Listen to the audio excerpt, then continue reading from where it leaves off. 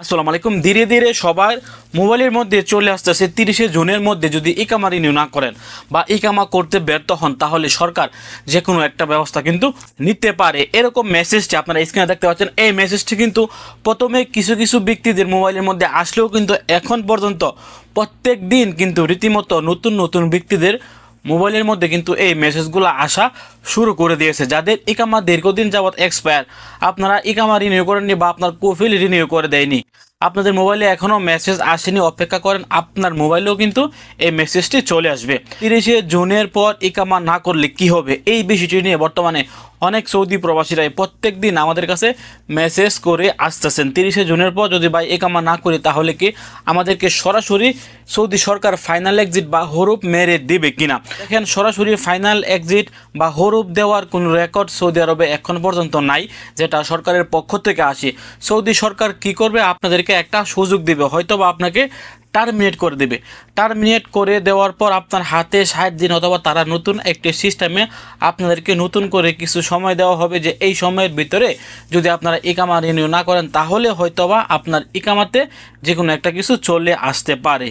আপনার ইকামা সাসপেন্ডেড করে দিতে পারে অথবা আপনাকে তারা টার্মিনেট করে দিতে পারে। টার্মিনেট করার পর একটা নির্দিষ্ট সময়ের পর হয়তোবা আপনার এখানে হরুপ চলে আসবে।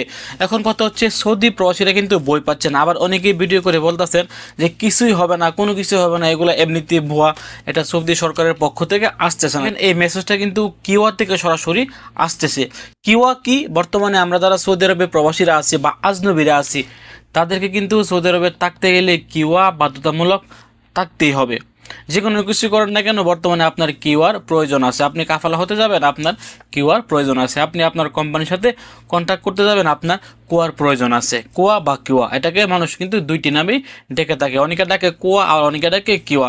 যেটাই বলেন না কেন বর্তমানে সৌদি আরবে থাকতে হলে আপনার এই কিউয়া অ্যাকাউন্ট লাগবে। তো এই কিউআর কাছ থেকে কিন্তু আমাদের এই মেসেজটি আসতে, আমরা বিভিন্ন সৌদিদের সাথে কথা বলার চেষ্টা করেছি, যারা এই লাইনের মধ্যে দীর্ঘ পুরনো বা অভিজ্ঞ সম্পন্ন ব্যক্তি সৌদি নাগরিকরা, তাদের সাথেও কিন্তু আমরা কথা বলেছি। তারাও 100% নিশ্চিত হয়ে বলতে পারতেছে না যে জুন মাসের 30-এর পর যাদের ইকামা দীর্ঘদিন যাবৎ মেয়াদ নাই তাদের কি করা হবে, তাদের বিরুদ্ধে কি পদক্ষেপ নেওয়া হবে। তবে এটা আপনারা শিওর ধরে নেন, সরাসরি হরুপ অথবা ফাইনাল এক্সিট আসবে না, আপনাদেরকে একটা নির্দিষ্ট সময় দেওয়া হবে। এটাই কিন্তু সৌদি সরকার সবসময় করে আসে এবং করে আসতেছেন। তো প্রিয় সৌদি প্রবাসীরা, আপনারা আতঙ্কিত হবেন না। যদি আপনার সামর্থ্য থাকে, আপনার ইকামা দীর্ঘদিন যাবৎ এক্সপায়ার, আপনার ইকামাতে ফাইনাল এক্সিট বা কোনো সমস্যা নাই, তাহলে আপনারা কিন্তু কাফেলা হয়ে যাওয়ার চেষ্টা করবেন 30 জুন আসার আগেই, যদি আপনার সামর্থ্য থেকে থাকে।